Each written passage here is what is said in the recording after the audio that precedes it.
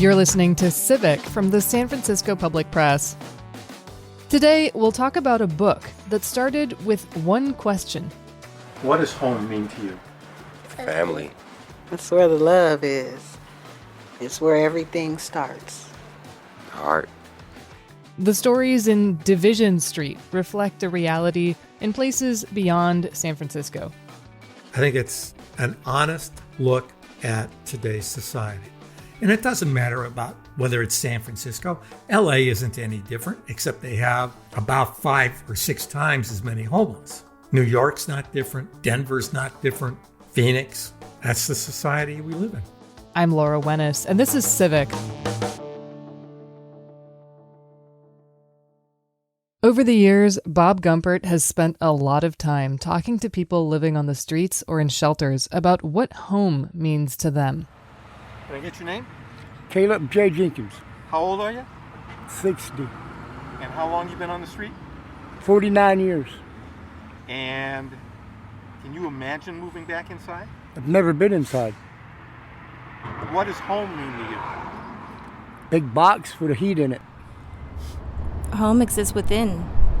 It's within self. And if you can find comfort in the uncomfortable and the most uncomfortable, I think then home is really actualized, the feeling of it within yourself. Home to me is not such a, it doesn't really mean a place or anything like that. It's just whatever you get comfortable somewhere, you call it home. That's, home. It doesn't really have to do with, it had more to do with a house before I lost my house. And now, I don't associate a home with a house as much just because I've had other homes, and other places that I feel safe, other places that I'd consider home, but they weren't in a house necessarily. He talked to individuals, couples, and also parents. What does home mean to you? Family. Living life, loving, nurturing, living, learning. And you? That's where the love is. Being able to raise our children in a home. I can't even really say, but it's just something, it's more structure for us. It makes them happy to say they have a home, but it's where everything starts. Heart. I would say having a house where the family is together, we eat warm meals, we can go home and relax if we want to. Just having a home where it's comfort. Comfort is the main thing, comfort. It makes me cry. Home means to me a family where we're together and we don't have to move around all the time. Home is a place where me, my husband, and my baby can relax, be together, eat dinner together, whatever. Bob is a photographer mainly, but he took these recordings too. The stories and portraits that he captured are going into a book coming out in the next few months in the UK and the US. He didn't set out to create a book necessarily. He just needed to get back in the groove. Previously, he'd had a series going about the stories of incarcerated people. But after a job took time away from taking pictures, he was looking to jump back in. I started going out on the street to learn how to take pictures again. I'd had a long-term contract job that became pretty routine, and I had kind of forgotten how to take pictures. So when I decided to quit and not renew the contract, I decided that I had to relearn. I wanted to relearn, and that involved a few different things, but the primary one was kind of wandering around with a camera and taking pictures. I also wanted to find a project, and I was fairly certain that wandering around, something would occur to me. So that didn't take long. Anywhere you walk in this town, you're going to have to deal with people living on the street. That seemed like a good project to me, especially given that at my age, when I grew up, it wasn't considered normal for people to be living on the street. And it upset you. It upset you in that it was a sign that society was not working. It wasn't upholding its bargain with its citizens. And I don't get that impression that that's the feeling anymore. I think most people just kind of say, oh yeah, just another guy, another woman sleeping on the street.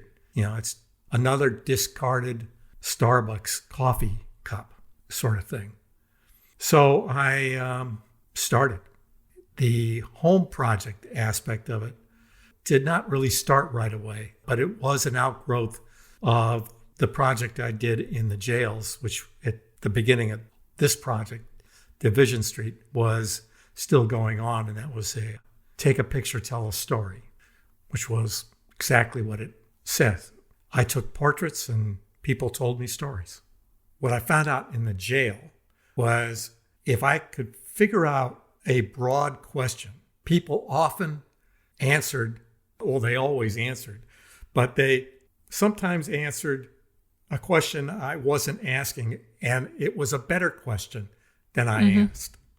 And so I talked to a friend in London who was a very good reporter. She's retired. And I asked her, what should I ask people? And she gave me a whole list of things, some of which are they are what you would expect. What happened to you? How did you lose your place? Did you ever have a place?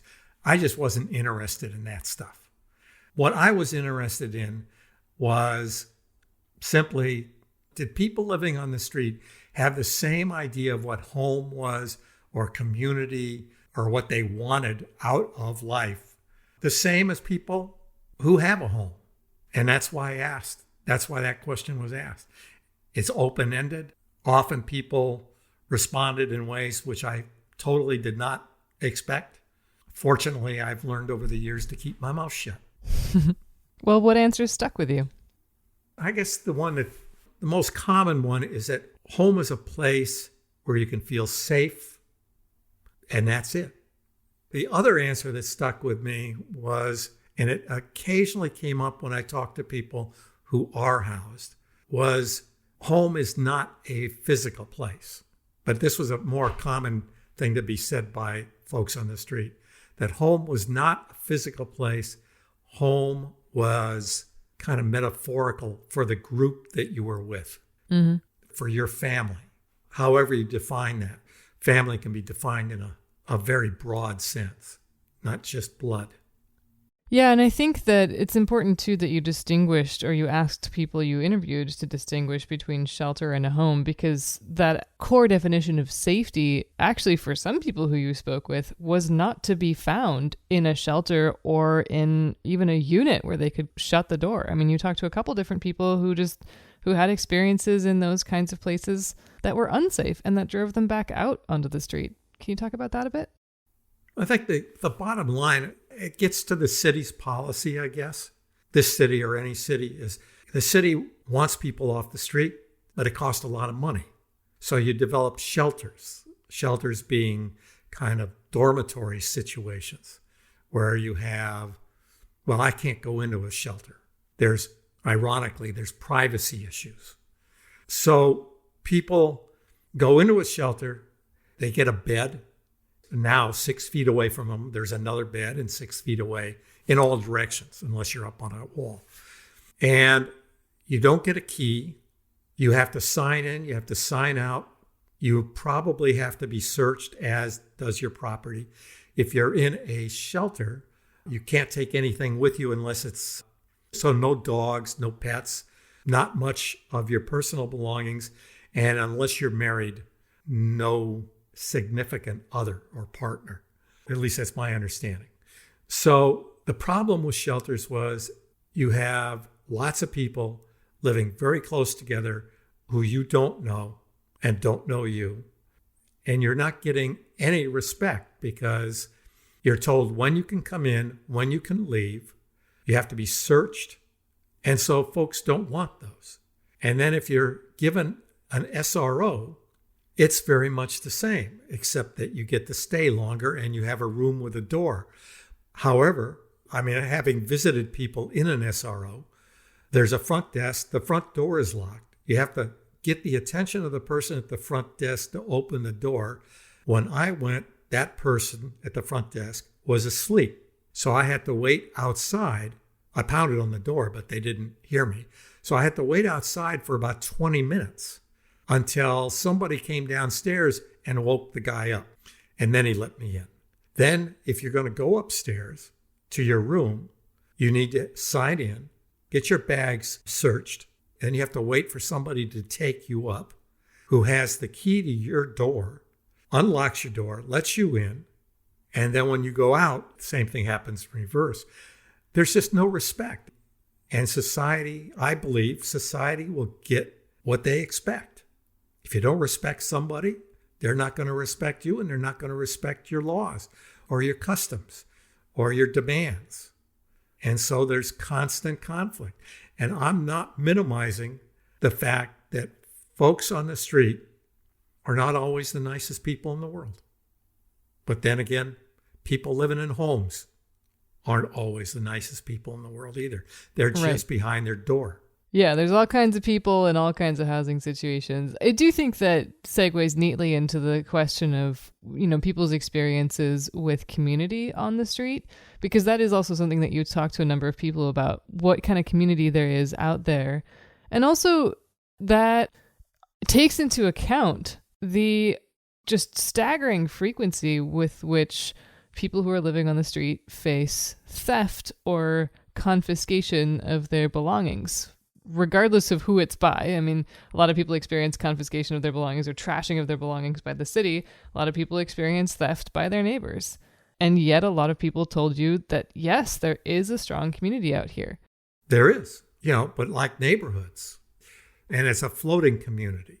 But my experience, which is admittedly limited, because I don't go all over the city, my experience is that folks who are unhoused often roam around a particular neighborhood. So they know people, just like I got to know people, or I have gotten to know people.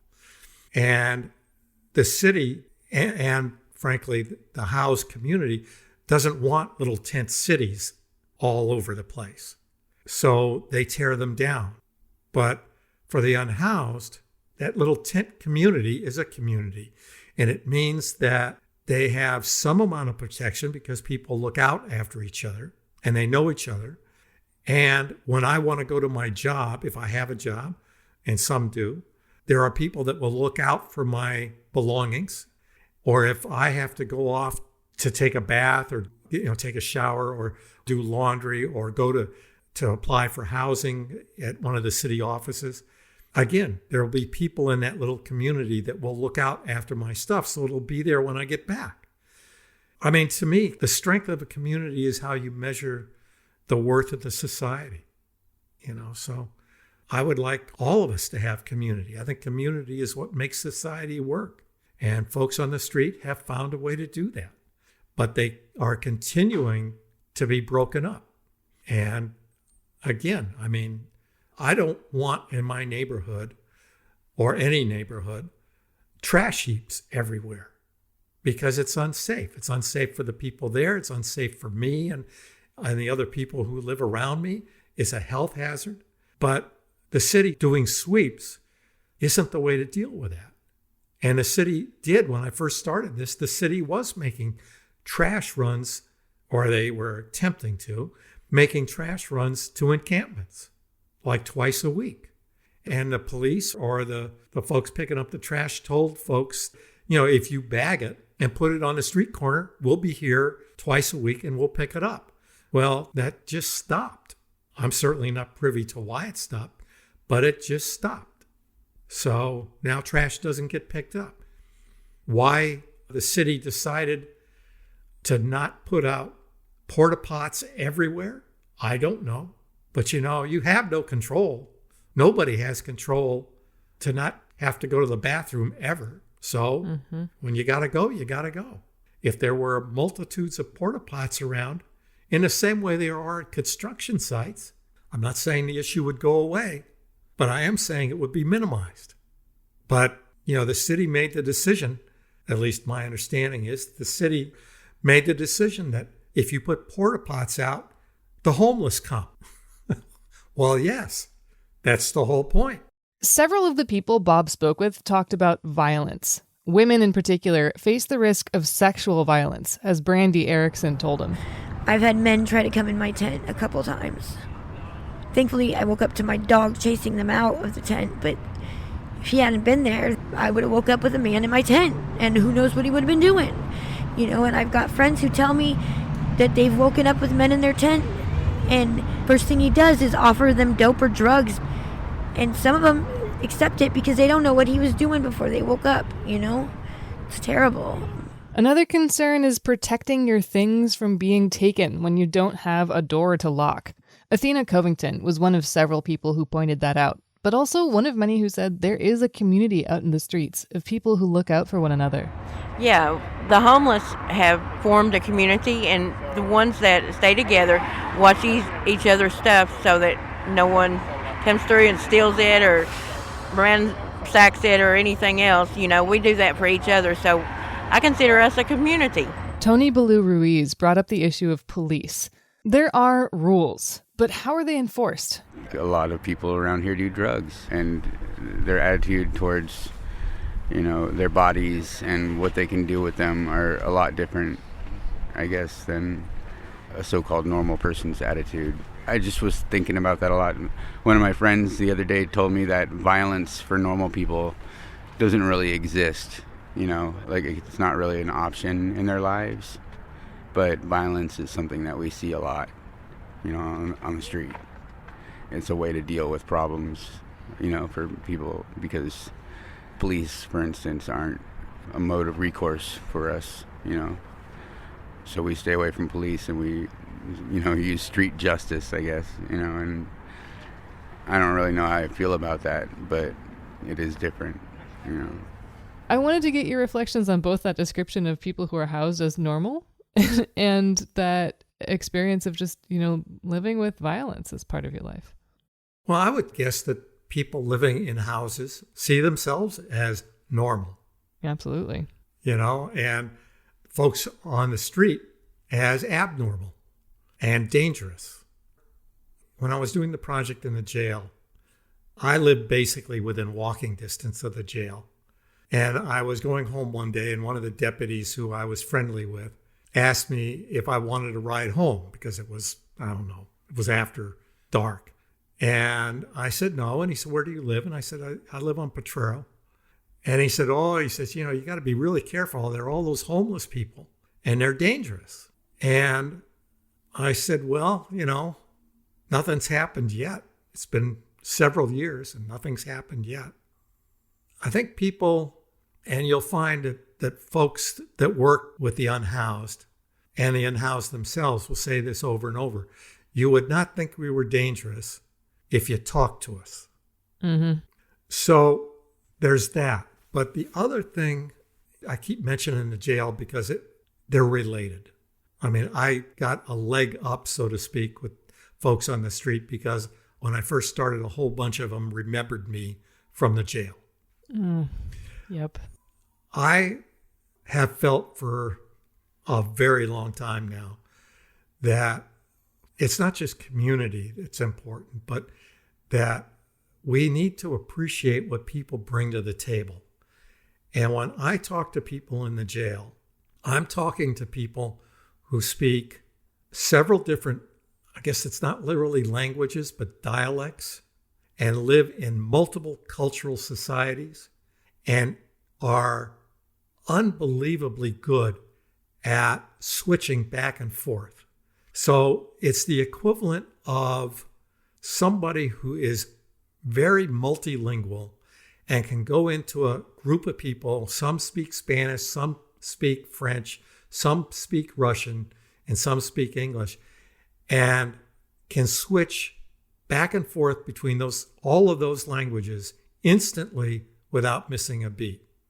So what I feel like is that when I walk around, I'm in the normal group, and there is a recognition of folks on the street that the rules that apply to them in their community are not my rules. And so they're not going to apply them to me because I'm not in their community. And as long as I'm respectful and interested and not stupid, I feel like I'm pretty safe. That is not to say that if I go out tomorrow, something won't happen. But, you're always in that position. And not just with homeless folks. I mean, you can be walking along the street and something will happen, or you can be driving and something will happen. So because I'm interested, because I view that there is this culture that I would like to understand. I mean, certainly I would have difficulty living in it. I don't understand it even after all this time. But I do understand that if something happens in an encampment, or somebody comes to an encampment and doesn't obey the rules, the laws, they're not rules, the laws, they're not going to call the police because first of all, the police won't come in anything resembling a timely manner. But also, when the police come, they're just as likely to arrest the person who called for having an outstanding warrant as they are to arrest or deal with the situation that they were called about. Mm-hmm. So the community has its laws. You don't steal. Where you set up your tent is your property. There's no bill of sale, but it's your property. When you want to enter a community, so you're walking along, and it's getting late, you want to bed down for the night. Here's a community that you've run across. You ask if it's okay. And generally speaking, it is. If your community is one where people are really trying to keep it clean and you're not, you will probably be asked to leave. They're not discarded people. They're like anybody in society. They're worth something. They're worth knowing. They have information and culture and food and stories, all of which people should be interested in because it makes all our lives richer. Not everyone that Bob talked to was out on the street, though. Family homelessness is often invisible because people couch surf or live in informal housing. For some people, it's a matter of staying out of sight because they're afraid someone well-meaning will set a chain of events in motion that actually lead to their children being removed from their care. Sometimes the services that are available don't fit. But some families do go to shelters, and that's where Bob found the parents that he talked with, specifically at Compass Family Services.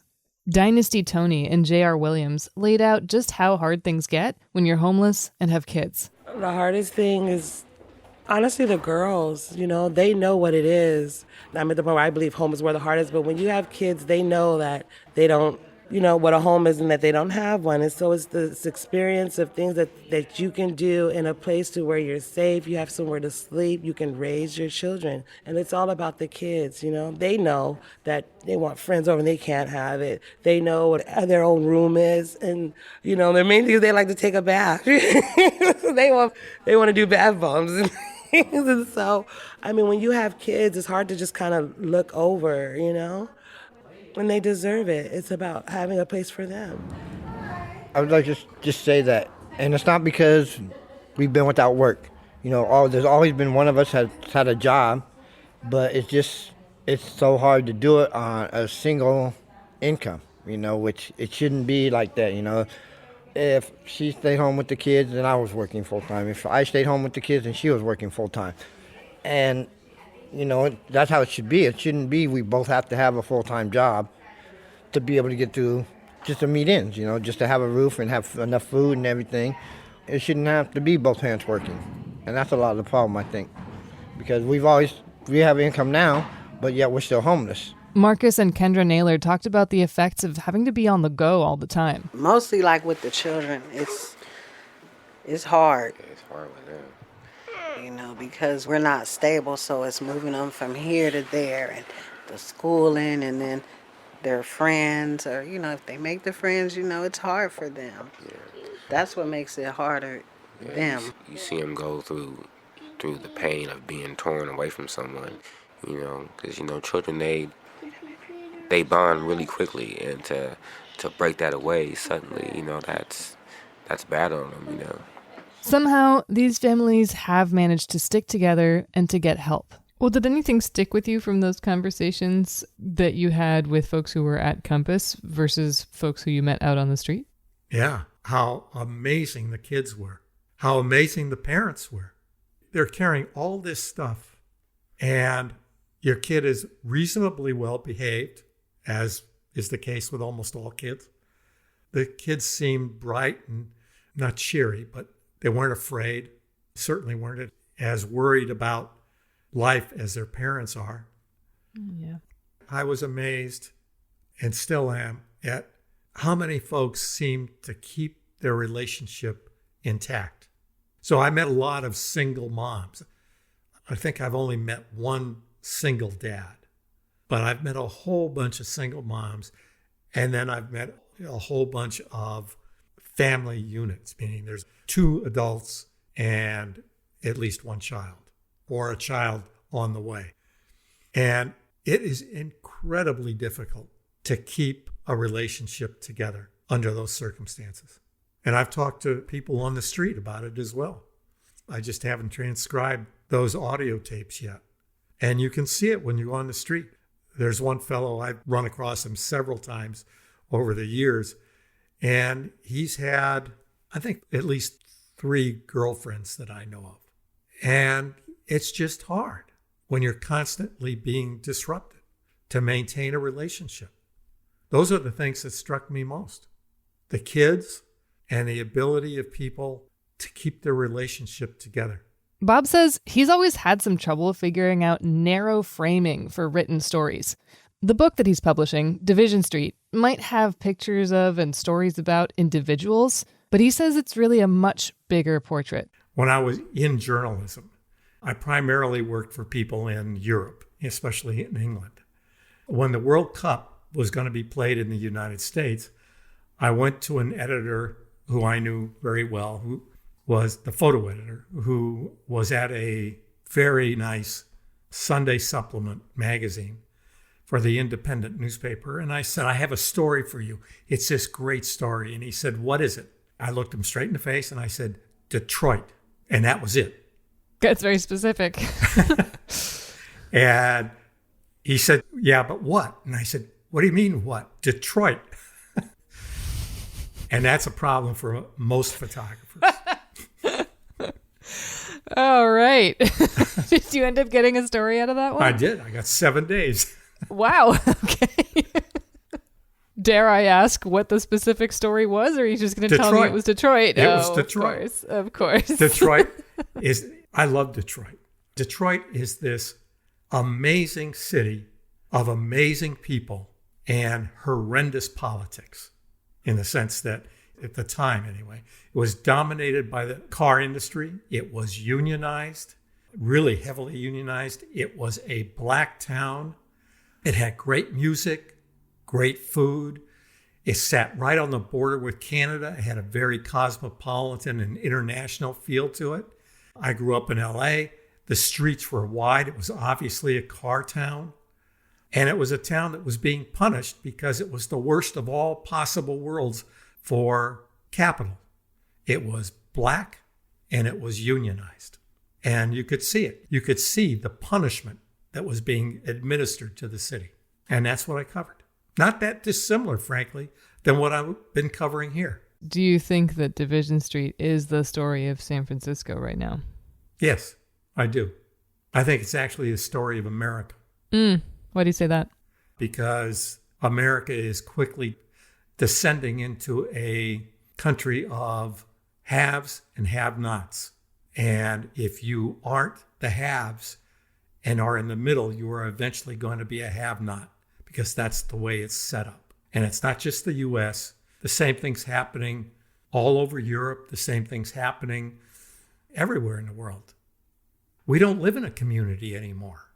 We live in a mindset that everybody is responsible for themselves and nobody else. And that's why the unhoused are vilified. That's why the rent's so high. That's why you don't have rent control. That's why you don't have enough affordable housing. And it doesn't matter about whether it's San Francisco. LA isn't any different, except they have about 5 or 6 times as many homeless. New York's not different. Denver's not different. Phoenix. That's the society we live in. I think it's an honest look at today's society. It's essentially in two parts. The first part are general photos of San Francisco and living on the street.